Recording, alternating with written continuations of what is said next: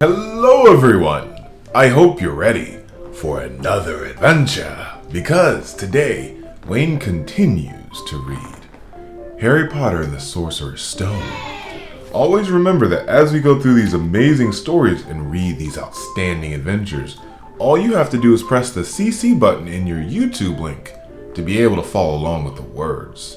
I believe that North Star is going to be perfect for today's adventure.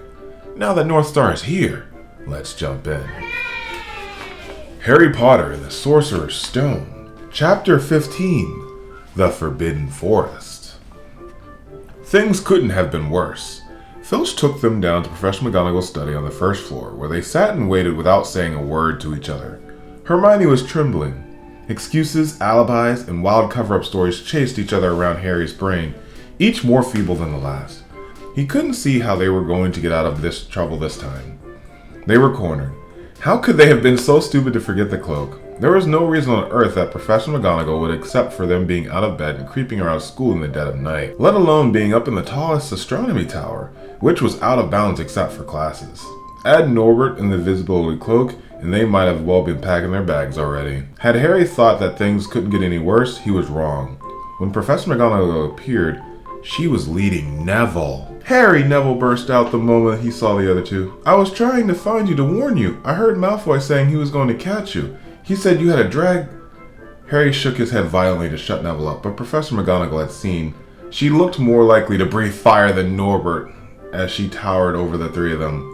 I would have never believed it of any of you. Mr. Filch said you were up in the astronomy tower. It's 1 o'clock in the morning. Explain yourselves. It was the first time Hermione had ever failed to answer a teacher's question. She was staring at her slippers as still as a statue. I think I've got a good idea of what's going on, said Professor McGonagall. It doesn't take a genius to work it out. You fed Draco Malfoy some cockbull story about a dragon, trying to get him out of bed and into trouble. I've already caught him. I suppose you think it's funny that Longbottom heard that story and believed it too. Harry caught Neville's eyes and tried to tell him without words that it wasn't true, because Neville was looking stunned and hurt. Poor, blundering Neville. Harry knew what it must have cost him to try and find them in the dark, to warn them. I'm disgusted, said Professor McGonagall. 4 students out of bed in one night. I've never heard of such a thing. You, Miss Granger, I thought you had more sense. As for you, Mr. Potter, I thought Gryffindor meant more to you than this. All 3 of you will receive detentions. Yes, you too, Mr. Longbottom. Nothing gives you the right to walk around school at night, especially these days. It's very dangerous, and 50 points will be taken from Gryffindor. 50, Harry gasped. They would lose the lead, and he'd won the last Quidditch match. 50 points each, said Professor McGonagall, breathing heavily through her long pointed nose. Professor, please, you can't. Don't tell me what I can and can't do, Potter. Now get back to bed, all of you. I've never been more ashamed of Gryffindor students. 150 points lost. That put Gryffindor in last place. In one night, they'd ruined any chance of Gryffindor had for the House Cup. Harry felt as though the bottom had dropped out of his stomach. How could he ever make up for this? Harry didn't sleep at all last night.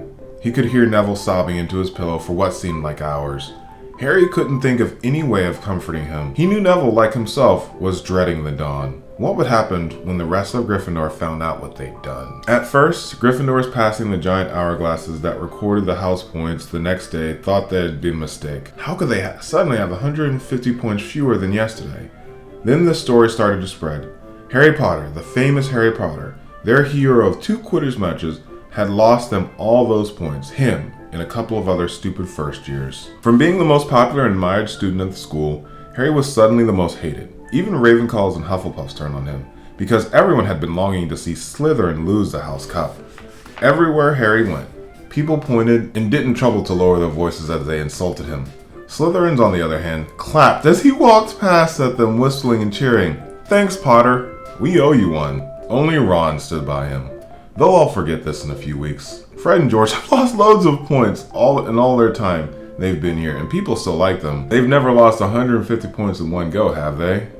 Harry thought miserably. Well, no, said Ron. It was a bit late to repair the damage, but Harry swore to himself not to meddle in things that weren't his business from now on. He had it with sneaking around and spying. He felt so ashamed of himself that he went to Wood to offer to resign from the Quidditch team. Resign? Wood thundered. What good'll that do? How are we going to get points back if we can't win at Quidditch? But even Quidditch had lost its fun. The rest of the team wouldn't speak to Harry during practice, and if they had to speak to them, they called him the Seeker. Hermione and Neville were suffering too. They didn't have as bad a time as Harry because they weren't as well known, but nobody would speak to them either. Hermione had stopped drawing her attention to herself in class, keeping her head down and working in silence. Harry was almost glad that the exams weren't far away. All the studying he had to do kept his mind off his misery. He, Ron, and Hermione kept to themselves, working late into the night, trying to remember the ingredients in complicated potions, learn charms, and spells by heart, memorize the dates of magical discoveries and goblin rebellions. Then, about a week before the exams were due to start, Harry's new resolution not to interfere with anything that didn't concern him was put to an unexpected test. Walking back from the library on his own one afternoon, he heard somebody whispering from a classroom up ahead. As he drew closer, he heard Quirrell's voice. No, not again, please." It sounded as though someone was hitting him. Harry moved closer. All right, he heard Quirrell sob. Next second, Quirrell came hurrying out of the classroom, straightening his turban. He was pale and looked as though he was about to cry. He strode out of sight. Harry didn't think Quirrell had even noticed him. He waited until Quirrell's footsteps had disappeared, then peered inside the classroom. It was empty, but a door stood ajar at the other end. Harry was halfway toward it before he remembered what he'd promised himself about meddling. All the same, he'd had gambled 12 Sorcerer's Stones that Snape had just left the room, and from what Harry had heard, Snape was walking with a new spring in his step. Quirrell seemed to have given in at last. Harry went back to the library, where Hermione and Ron were testing. Harry told them what he'd heard. "Snape's done it then," said Ron. "If Quirrell's told him how to get past this anti-dark force spell..." "They're still fluffy though," said Hermione. "Maybe Snape's found out how to get past him without asking Hagrid," said Ron, looking up at the 1,000 books surrounding them. "I bet there's a book somewhere in here that'll tell you how to get past a giant 3-headed dog. So what do we do, Harry?" The light of adventure was kindling again in Ron's eyes, but Hermione answered before Harry could. "Go to Dumbledore. That's what we should have done ages ago. If we try anything ourselves, we'll get thrown out for sure." "But we've got no proof," said Harry. "Quirrell's too scared to back us up. Snape's only got to say he doesn't know how the troll got in at Halloween and that he was nowhere near the 3rd floor. Who do you think they'll believe, him or us? It's not exactly a secret we hate him. Dumbledore will think we made it up to get him sacked. Filch wouldn't help us if his life depended on it. He's too friendly with Snape, and the more students get thrown out, the better, he'll think. Don't forget, we're not supposed to know about the stone or Fluffy. That'll take a lot of explaining." Hermione looked convinced, but Ron didn't. "If we just do a lot of poking around..." "No," said Harry flatly. "We've done enough poking around." He pulled a map of Jupiter towards him and stared to learn the names of the moons. The following morning, notes were delivered to Harry, Hermione, and Neville at the breakfast table. They were all the same. "Your detention will take place at 11 o'clock tonight. Meet Filch in the entrance hall. Professor McGonagall." I like her handwriting, though. Her signature's nice. Harry had forgotten they still had detention to do over the points they'd lost. He'd half expected Hermione to complain that this was the whole night of studying lost, but she didn't say a word. Like Harry, she felt they deserved what they got. At 11 o'clock at night, they said goodbye to Ron in the common room and went down to the entrance hall with Neville. Filch was already there, and so was Malfoy. Harry had also forgotten that Malfoy had gotten detention too. "Follow me," said Filch, lighting a lamp and leading them outside. "I bet you'll think twice about breaking a school rule again, weren't you, eh?" he said, leering at them. "Ah, yes. Hard work and pain are the best teachers, if you ask me. It's a pity they would let old punishments die out. Hang you by your wrist for a stealing for a few days. I've got the chains still in my office. Keep it all well and oiled in case they're needed. Right? Off you go. Don't think of running off now. It'll be worse if you do." They marched across the dark grounds, Neville sniffing. Harry wondered what their punishment was going to be. It must be something really horrible, or Filch wouldn't be sounding so delighted. The moon was bright, but clouds scudded across it, throwing them into darkness. Ahead, Harry could see light windows of Hagrid's hut. They had heard a distant shout. "Is that you, Filch? Hurry up, I want to get started." Harry's heart rose. If they were going to be working with Hagrid, it wouldn't be so bad. His relief must have showed in his face because Filch said, "I suppose you think you'll be enjoying that fat low oaf. Well, think again, boy. It's into the forest you're going, and if much mistaken, it'll all come out in one piece." At this, Neville let out a little moan and Malfoy stopped dead in his tracks. "The forest?" he repeated. He didn't sound quite as cool as usual. "We can't go in there at night. There's all sorts of things." Werewolves, I've heard. Neville crushed the sleeves of Harry's robe and made a choking noise. That's your problem, isn't it? Said Filch, his voice crackling with grief. Should have thought of them werewolves before you got in trouble, shouldn't you? Hagrid came striding towards them out of the dark, Fang at his heel. He was carrying a large crossbow and a quiver of arrows hung over his shoulder. About time, he said. I've been waiting for half an hour already. All right, Harry? Hermione? I shouldn't be too friendly with them, Hagrid, said Filch coldly. They're here to be punished, after all. That's why they're late, is it? Said Hagrid, frowning at Filch. Been lecturing them? Not your pace to do that. You got your business. I'll take over from here. I'll be back at dawn, said Filch. For what's left of him, he added nastily, and turned, started back towards the castle, his lamp bobbing away in the darkness.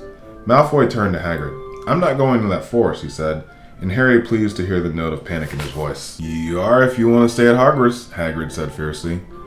You've done wrong now, you gotta pay for it. But this is servant stuff. It's not something students should do. I thought we'd be copying lines or something. If my father knew I was doing this, he'd tell you how that is at Hogwarts, he growled.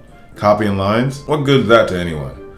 You'll do something useful and you'll get out. If you think your father rather you'd expelled, then get back to the castle and pack. Go on. Malfoy didn't move. He looked at Hagrid fiercely, but then dropped his gaze. Right then, said Hagrid. Now listen carefully, because it's dangerous what we're going to do tonight, and I don't want no one taking risks. Follow me over here for a moment.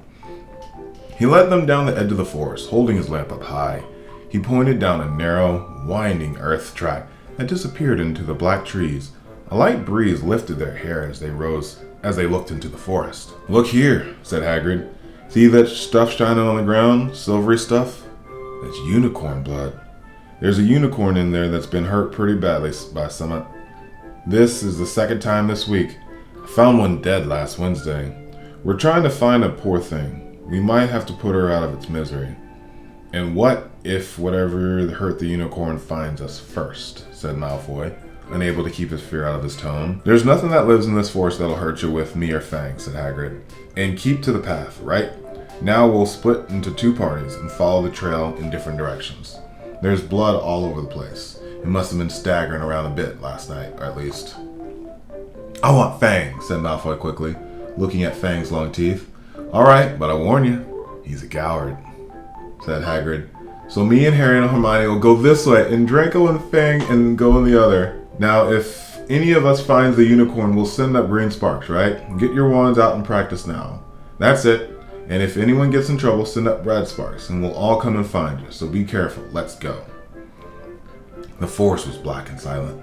A little way into it, they reached a fork on the earth path. Harry and Hermione and Hagrid took the left, while Malfoy, Neville, and Fang took the right. Poor Neville.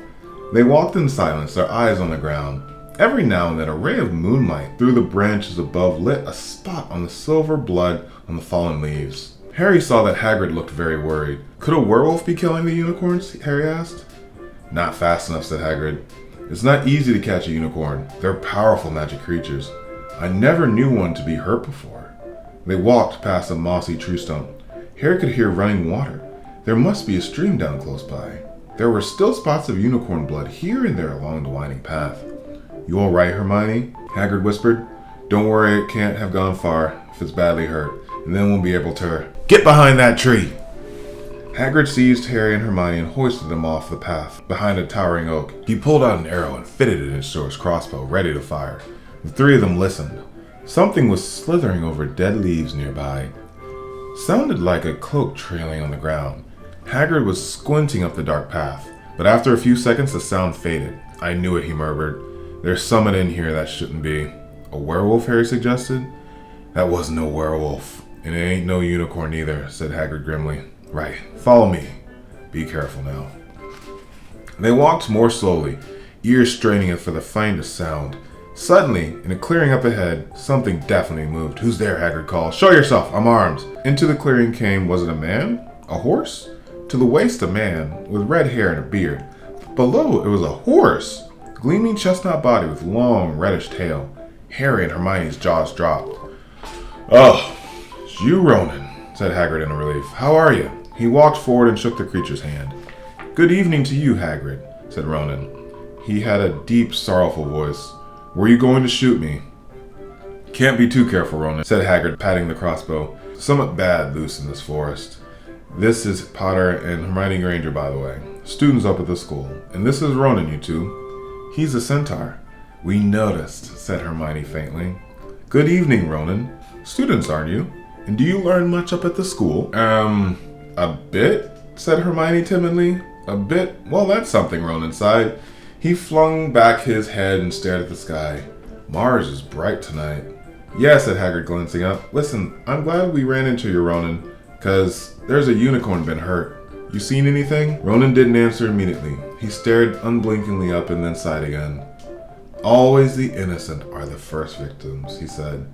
So it has been for ages past, so it is now. Yeah, said Hagrid, but have you seen anything, Ronan? Anything unusual? Mars is bright tonight, Ronan repeated, while Hagrid watched him impatiently. Unusually bright. Yeah, but I was meaning anything unusual a bit near our home, said Hagrid. So you haven't noticed anything strange?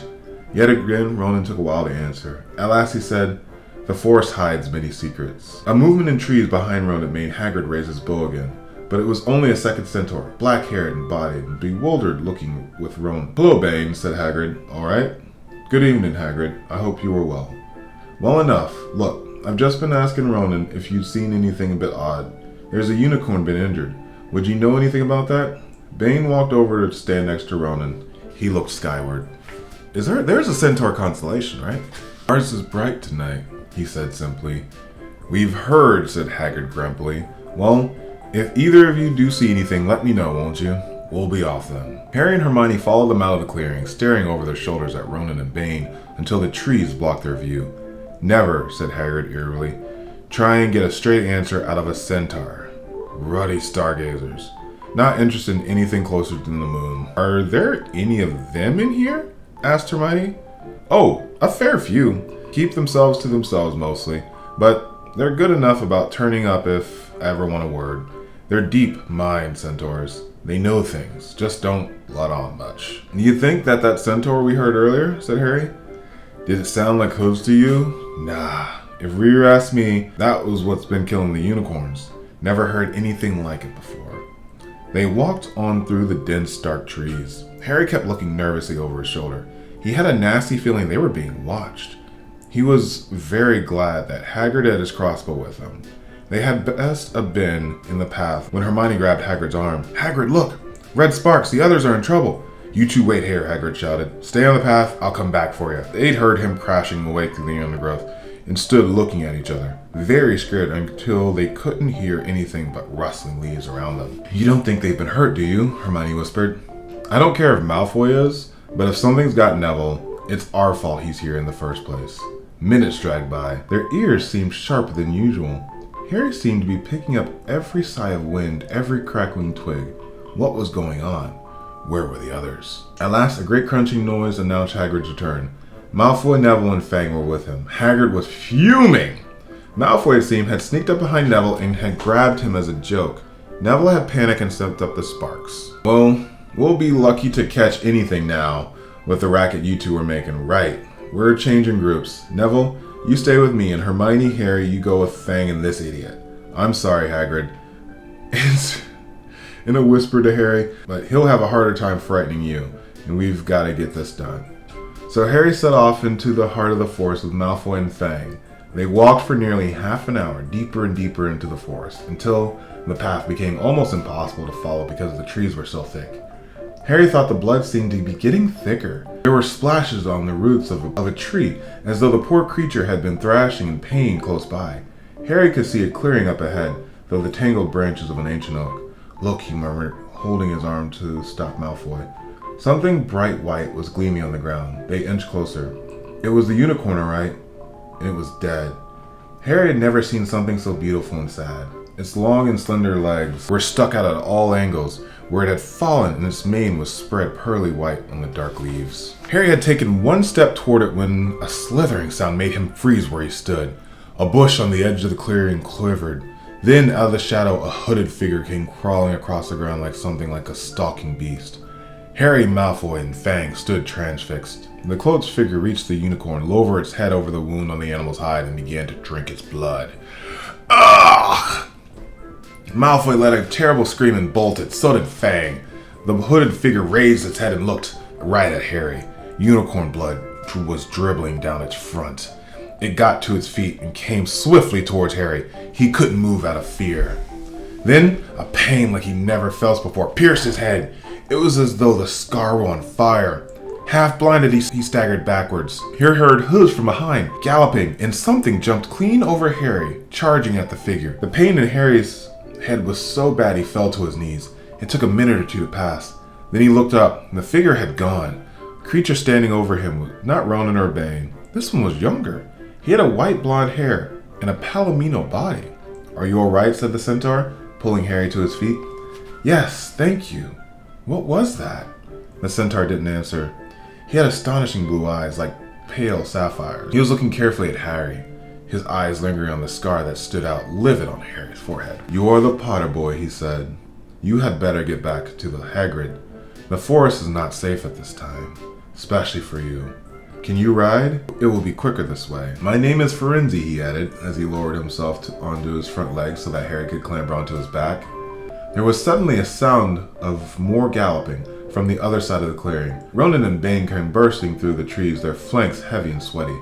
"Firenze," Bane thundered, "what are you doing? You have a human on your back. Have you no shame? Are you a common mule? Do you realize who this is, Firenze? This is the Potter boy. The quicker he leaves the forest, the better." "What have you been telling him?" growled Bane. "Remember, Firenze, we are sworn not to involve ourselves against the heavens. Have you not read what is to come in the movement of the planets?" Ronan pawed the ground nervously. "I'm sure Firenze thought he was acting for the best," he said in his gloomy voice. Bane kicked his back legs in anger. "For the best? What is that to do with us? Centaurs are concerned with what has been foretold.